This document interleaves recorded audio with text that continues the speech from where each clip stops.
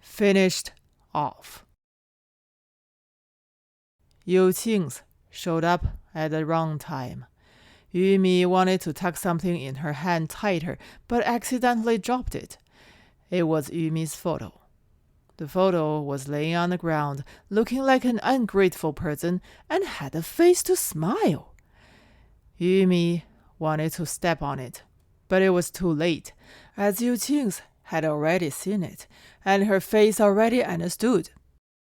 Yumi was so ashamed that she didn't even dare to look at Youqing.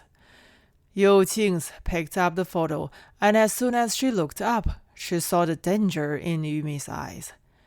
Yumi's eyes were especially resolute, the kind of composure and determination that only comes from facing life and death at any time. Youqing grabbed Yumi's arm and ran toward her own home. Youqing brought Yumi all the way into her own bedroom. The light in the bedroom was very bad, but Yumi's gaze was surprisingly bright, surprisingly hard. However, with a face full of dumbness, that brightness and hardness were extraordinarily frightening. Youqing took Yumi's hand and begged, "Yumi, if you still think of me as a human being, you cry."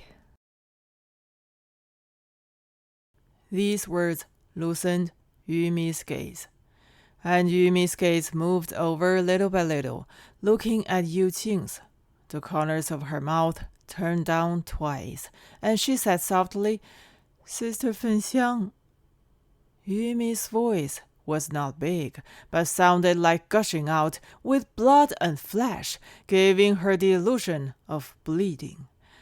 And Youqing froze. She never expected Yumi would call her Sister Fenxiang. Having married in one village for so long, what is Youqing? A sow, a bitch who treated her like a human being. Youqing was knocked over by the Sister Fenxiang of Yumi, even more anxious than Yumi. Youqing did not hold back and let go of her voice at once. Youqing jumped on Yumi's shoulder and covered her mouth on Yumi's chest. At this moment, a movement was in her belly. Youqing felt that was little Wang Lianfang kicking her stomach. As soon as she thought of her belly, her breath shortened again, and she dared not to make any more noise. If it wasn't for Wang Lianfang, she and Yumi would have been great sisters. But she was Wang Lianfang's eldest daughter. This thought blocked the mind of Youqing, and they couldn't even say anything about it. After a long breath, Youqing finally gathered herself back together. Youqing raised her head and wiped away her tears, but found that Yumi was already looking at her. She seemed nothing happened. Youqing was startled again. Although there was no trace of blood on Yumi's face, her look had returned to almost normal. Youqing was a little unconvinced, but Yumi's appearance was there. It was impossible to fake it. Youqing was still uneasy and said carefully, "Yumi." Yumi's head gave way and said, "I'm not going to die. I'd like to take a good look. As long as you don't tell others, you'll be doing me a favor."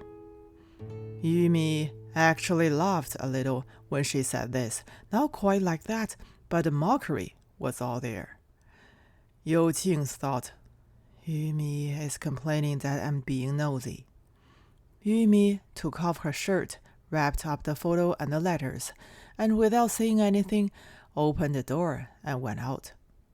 Youqing was left alone in the bedroom, frozen. Youqing thought, this is good. Being nosy causes trouble.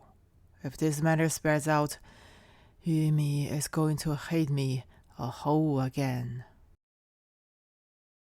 Yumi slept all afternoon, and in the dead of night, Yumi came to the kitchen and lay down alone behind the stove. She unbuttoned herself and gently founded her breasts. The hands were Yumi's own, but the feeling was not different from what Guo Liang had given her. It was just too bad that the hands were her own.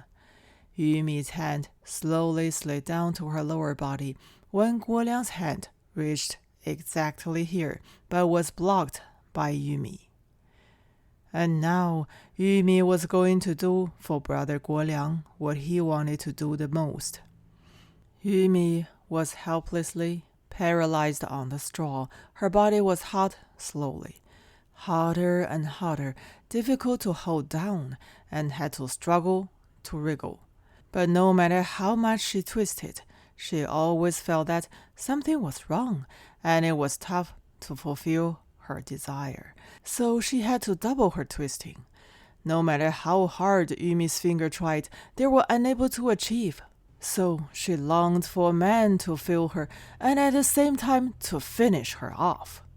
Whoever he was, a man will do. Later at night, regret stuffed Yumi once more. Yumi suddenly dug her finger into herself in the midst of her remorse. Yumi felt a pain, yet particularly comforting. The inside of her thighs were hot in a very slow trickle.